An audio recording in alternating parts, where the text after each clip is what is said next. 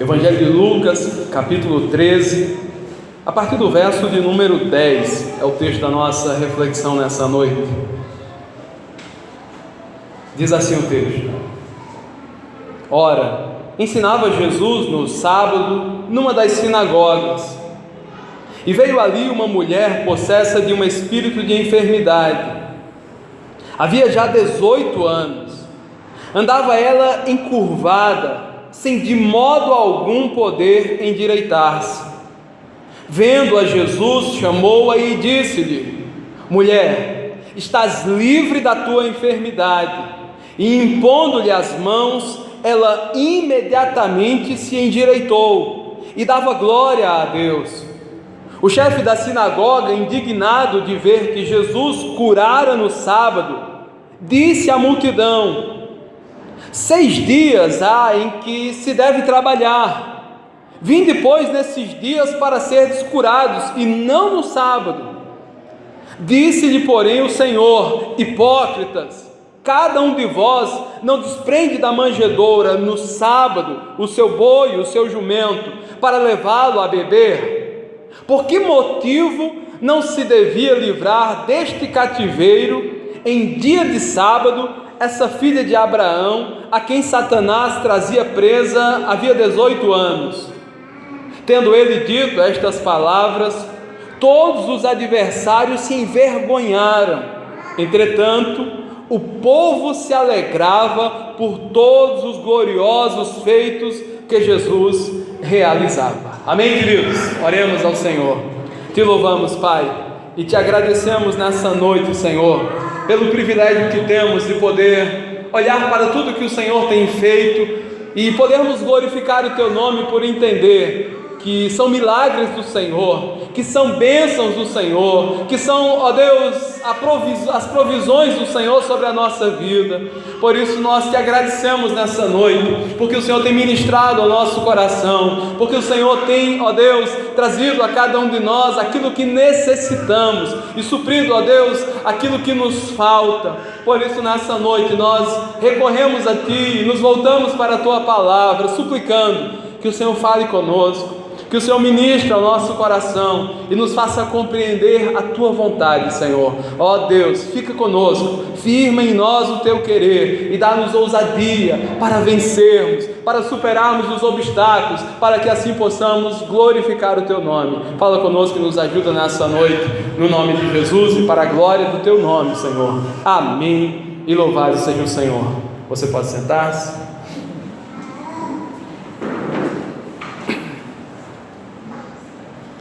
Queria pensar nessa noite com os irmãos sobre o Deus que nos ergue para contemplarmos as suas maravilhas, o Deus que nos levanta para vermos os seus feitos maravilhosos.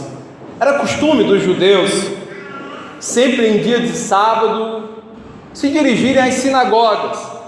As sinagogas eram as igrejas do Antigo Testamento, eram o correspondente para nós desse espaço. As pessoas, os judeus, em dia de sábado corriam para a sinagoga porque era um lugar de culto, era um lugar de adoração e também era um lugar especialmente da leitura da lei de Moisés e dos profetas.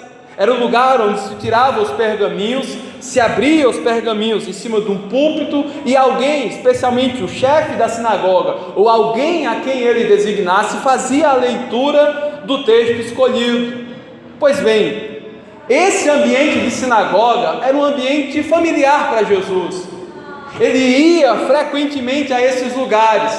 Em um dos momentos que ele foi, ele faz a leitura da profecia de Isaías: o Espírito de Deus está sobre mim, e Ele me ungiu a pregar as boas novas e proclamar a salvação. E após fazer a leitura daquele texto, ele diz: hoje esse texto se cumpriu, a profecia de Isaías se cumpriu, porque ele se apossava daquelas palavras como sendo a direção de Deus e do Espírito para a missão que ele desenvolveria. Nesse momento específico, Jesus está na sinagoga, e ele está ali para cultuar a Deus e para ver o que acontece. Naquele dia em especial, havia alguém ou uma pessoa, ou especificamente uma mulher que se destacava. É interessante que Jesus não estava ali em vão, e nem despropositadamente, e nem tampouco as pessoas que para ali foram, e muito menos essa mulher. E aí eu fico pensando, queridos, que muitas vezes nós chegamos num ambiente como esse, e ficamos talvez nos perguntando sobre, poxa, mas o que eu estou fazendo aqui? Ou ainda mais, poxa, eu poderia estar em qualquer outro lugar. E aí eu já quero dizer para você que você não poderia estar em um melhor lugar senão esse. Você não deveria estar em qualquer outro lugar senão nesse ambiente de cura. Aquela mulher se destacava em meio às pessoas que estavam na sinagoga por causa da sua dor. É muito fácil, queridos, conhecer alguém que está sofrendo, porque ainda que ela não fale nada, o seu semblante denuncia. E não somente o semblante daquela mulher denunciava, mas especificamente a sua enfermidade. Ela tinha uma doença na coluna que impedia ela de ficar ereta. Ela ficava curvada, ela andava olhando para baixo. E é aquele tipo de pessoa que em qualquer ambiente que ela chegasse, ela era percebida.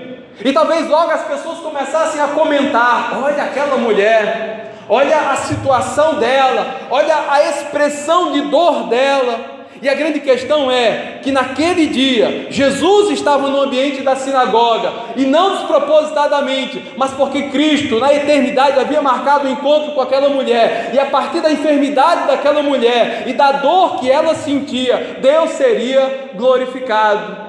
Eu fico pensando que às vezes no momento de aflição e dor, nós ficamos talvez nos culpando de que a dor e o sofrimento que enfrentamos é resultado das nossas próprias decisões e escolhas, e muitas vezes nos penalizamos dizendo: eu mereço, eu estou passando por tudo isso porque realmente eu mereço, olha, eu devo sofrer mesmo.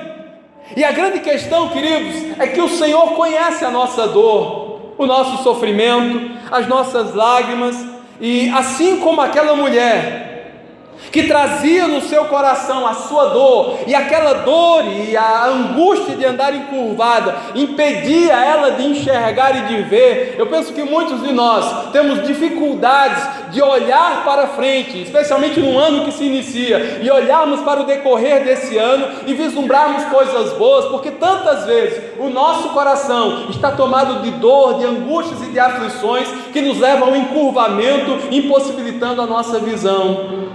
O grande segredo, amados, é que Deus, Ele não somente conhece a nossa dor, mas Ele deseja nos erguer e nos levantar para que nós possamos contemplar as suas maravilhas. O Senhor deseja, queridos, alcançar a nossa vida nas nossas necessidades, para que nós possamos glorificar o seu santo nome. A partir da história dessa mulher e da experiência dela, eu gostaria de pensar com os irmãos sobre como nós podemos superar as dores que nos limitam, que nos impedem e que tantas vezes se colocam a nós como impossibilidades. Pois bem, a primeira questão é que essa mulher estava no lugar certo. Sabe, queridos, às vezes me choca quando algumas pessoas começam a argumentar a sua ausência da busca por Deus, ou a sua ausência da igreja, ou a sua ausência de servir a Deus, e dando como desculpa a sua situação. Olha, eu estou passando por uma situação muito difícil, eu não tenho forças para buscar a Deus, eu não tenho forças para ler a Bíblia, eu não tenho forças para orar, eu não tenho forças para ir à igreja, eu estou sofrendo demais. E muitas vezes a situação do homem que tem esse tipo de pensamento e que se fecha na sua dor, ele acaba, querido, se amoldando a uma situação da qual Deus deseja lhe livrar. É uma espécie de aceitação de uma situação anormal. É como se o homem se aceitasse naquela condição de dor, e muitas vezes dando a desculpa de que é assim mesmo, é a vontade de Deus. E a grande questão, queridos, é que Deus não criou o homem para o sofrimento, Deus não criou o homem para a dor, mas a grande verdade é que nessa vida nós experimentaremos sofrimento e dor. A grande diferença é que alguns param na dor e nela ficam, outros tomam e a partir da situação de dor, tomam impulso para crescer e para superar. E aí nós encontramos esses dois grupos de pessoas, daqueles que ficaram na dor e daqueles que superaram a dor e conseguiram glorificar a Deus a partir da experiência da sua vida. Então, queridos, o melhor lugar para estarmos é na casa de Deus, é na presença do Senhor. Você imagina alguém que está doente e que reconhece a sua dor e a sua enfermidade. A primeira coisa, normalmente, que se faz é correr para um hospital, é buscar socorro, é buscar auxílio. Ninguém se vê doente, passando mal e simplesmente senta e espera a morte chegar. O normal é buscarmos auxílio. Mas isso, queridos, também se aplica na realidade espiritual. É que não há remédio, não há Doril, não há Tocilax que cure as enfermidades da alma. O único capaz de alcançar o nosso coração e de arrancar de nós as dores mais íntimas e escondidas é Deus. E que, portanto, para que isso aconteça, nós devemos estar no lugar correto. Talvez aquela mulher, certamente, já tenha procurado resposta, auxílio, tratamento em diversos outros ambientes, sem encontrar a solução para a sua situação. Mas agora ela estava no lugar correto. E a primeira coisa que eu aprendo para superar as dores e as dificuldades é que nós não devemos abandonar o lugar onde nós somos fortalecidos, é que nós não devemos, queridos, abandonar o tratamento, é que nós não devemos nos afastar de Deus na hora da dor. Antes, pelo contrário, quanto mais dolorido, mais próximo de Deus, nós devemos estar crendo que Ele se compadece de nós e que deseja nos erguer e nos levantar para contemplar as suas maravilhas. Aquela mulher estava no lugar certo, porque aonde Jesus estava e aonde Ele está, sempre é o melhor lugar para nós estarmos. Se Ele está no nosso meio, queridos, então não há outro lugar melhor para estar do que na casa de Deus, do que no ambiente da adoração, do que no ambiente da comunhão, onde Deus é glorificado. Aquela mulher, queridos, estava no lugar certo. E aí nós podemos pensar, se estamos enfrentando dores, temos que pensar, em que lugar nós estamos? Ou onde temos procurado auxílio e solução para sanar a nossa dor? A segunda coisa que eu aprendo com essa mulher é que a dor não a paralisou. Ela não ficou na dor. Que desculpas. Não dá para ir na igreja porque a coluna está doendo. Não dá para ir na igreja porque eu não consigo andar direito. Olha, não dá para avançar porque a minha situação me limita. A minha dor me impede de prosseguir. Pelo contrário, aquela mulher estava lá na sinagoga, talvez com muita dificuldade de chegar. E eu entendo, queridos, que é um desafio para todos nós buscarmos a Deus. É um desafio para todos nós de, depois de uma semana de trabalho, separarmos um momento para Deus. É um desafio, porque se nós não decidirmos a isso, nós nos acomodamos e paramos e não avançamos. E aí eu fico pensando, nós somos mestres em dar desculpas. Eu não posso, eu não consigo, não dá por isso, não dá por aquilo. E alguém já disse, só não dá e só não conseguimos se aquilo não é prioridade. Porque para tudo que é prioridade na nossa vida, temos tempo. Para tudo que é prioridade na nossa vida, conseguimos. Então, se nós entendermos que devemos priorizar o que nos é necessário, então nós precisamos de fato colocar Deus em primeiro plano da nossa vida e buscarmos ao Senhor, ainda que tivéssemos N motivos para pararmos, porque dói, porque sofremos, porque nos angustiamos, porque estamos passando por um momento difícil, mas devemos saber que em todo tempo e a cada momento da nossa vida, Deus permanece no mesmo lugar, digno de ser adorado e aguarda de nós, seja na dor, seja na alegria, que os nossos lábios possam adorar o seu santo nome. E a propósito da nossa adoração, o desejo de Deus é de nos erguer para que nós possamos contemplar todas as suas maravilhas. Aquela mulher não parou, ela ia lá se arrastando, talvez alguém auxiliando ela, mas ela prossegue, ela caminha e ela está na sinagoga. Talvez ela já tivesse ido algumas outras vezes, e nada diferente aconteceu. Mas certamente, naquele culto, alguma coisa diferente estava por acontecer, porque havia um ambiente diferente, porque havia alguém diferente naquele lugar, porque havia a presença poderosa de Deus, que muda e transforma vidas, e que certamente tocou no coração daquela mulher, para perceber que naquela noite, algo diferente e extraordinário, possivelmente estava por acontecer. Sabe uma outra questão? É que nós temos dificuldades em relacionar dor e tempo.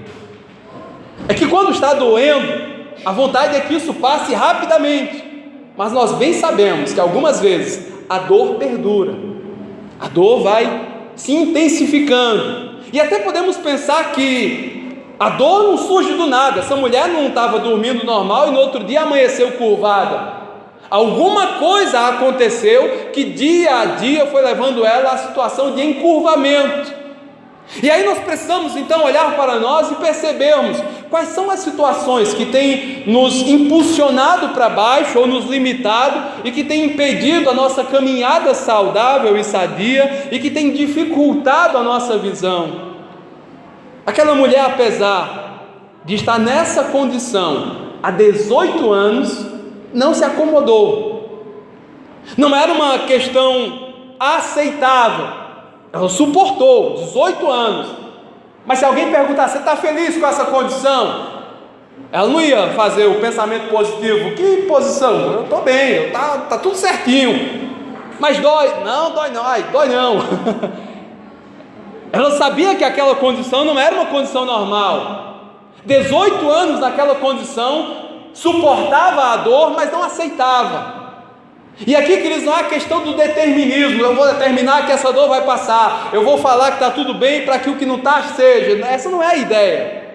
Mas a ideia é de que nunca percamos a esperança, de que Deus olha para nós, de que Ele conhece a nossa dor, e Ele é poderoso para nos levantar, para contemplarmos as suas maravilhas. Ele é poderoso para fazer a diferença na nossa vida, por uma razão muito simples: o projeto de Deus para a nossa vida não é o encurvamento.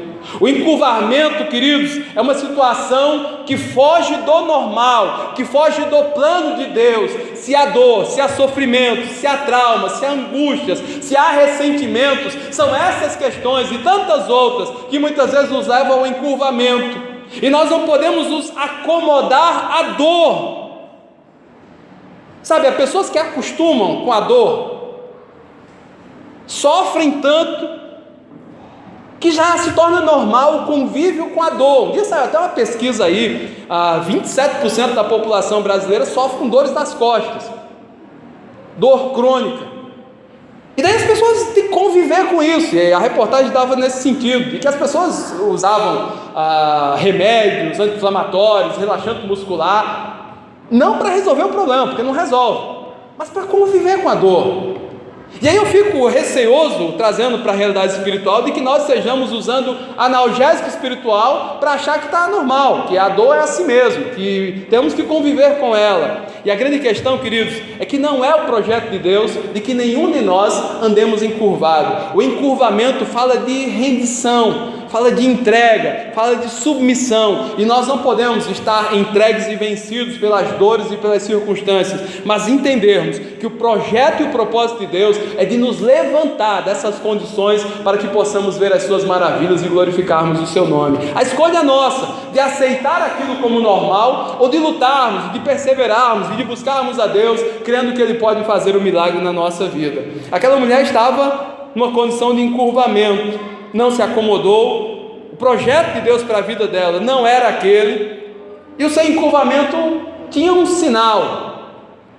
Eu acredito que todos nós já passamos um momento de dor em algum momento da nossa vida. Se não passou, se prepare.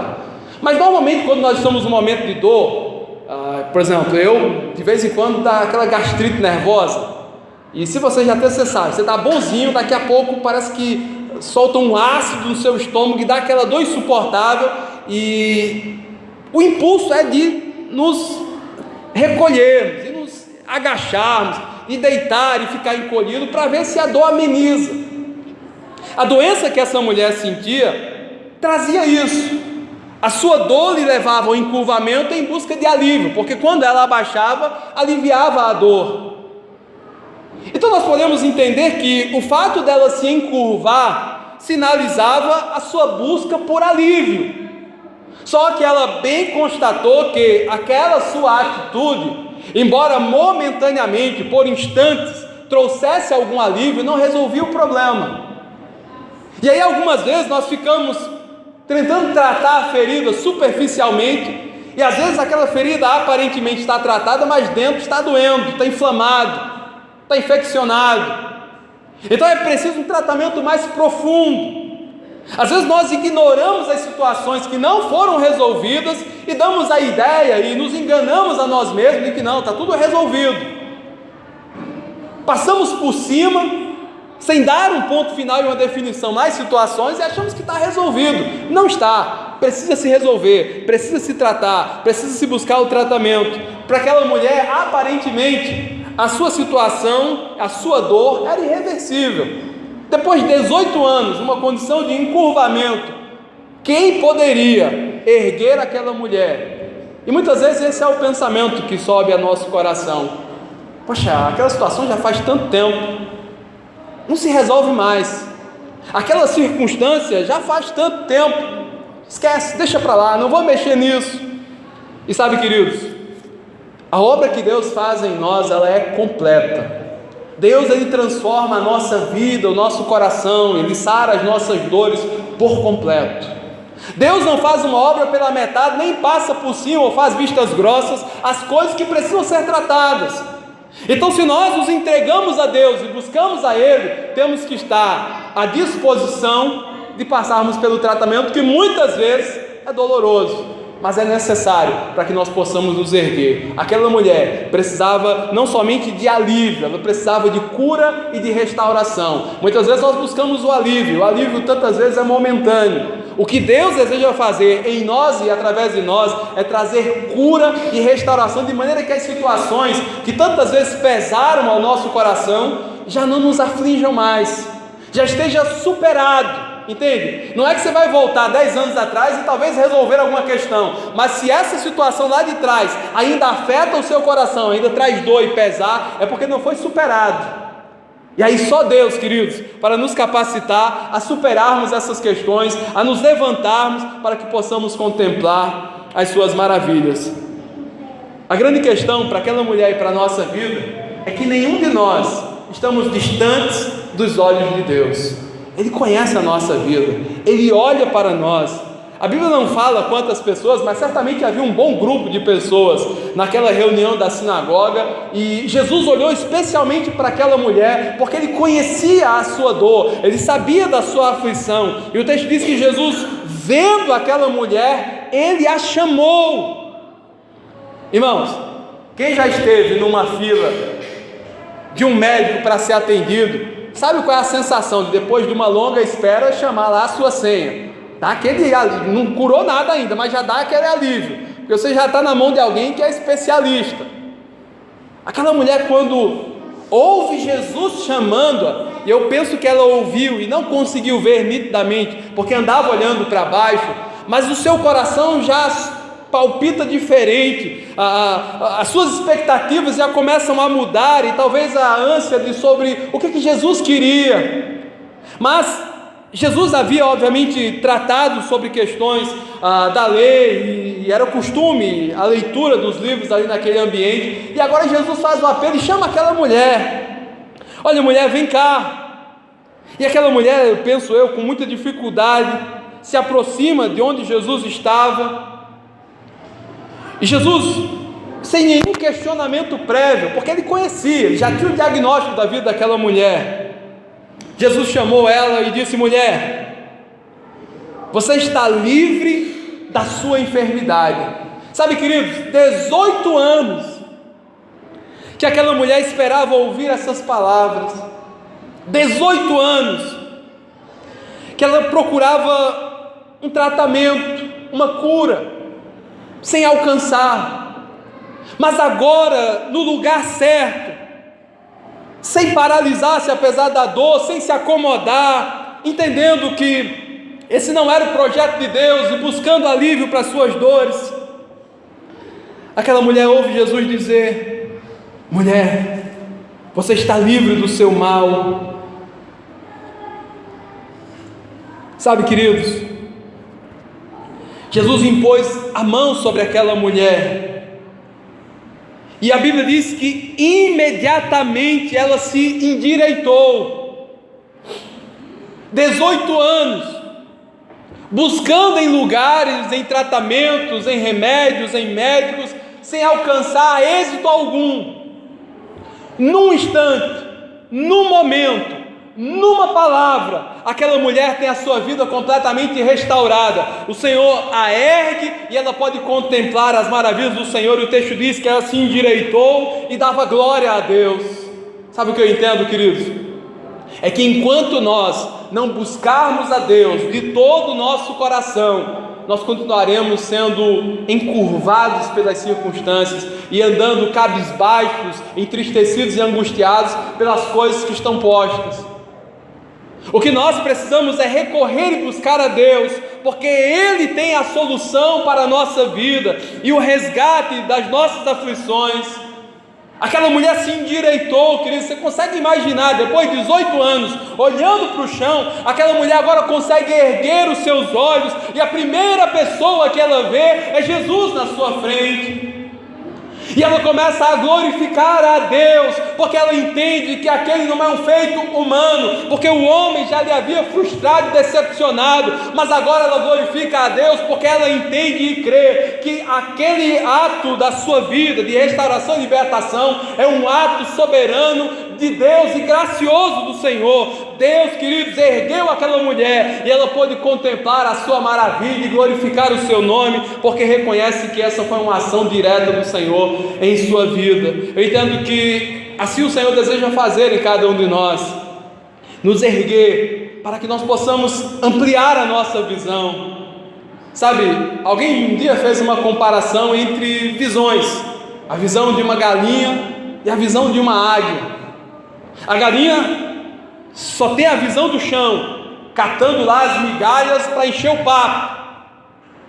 A águia vê de uma distância extraordinária, e ela consegue dar o bote certo, porque ela tem a visão.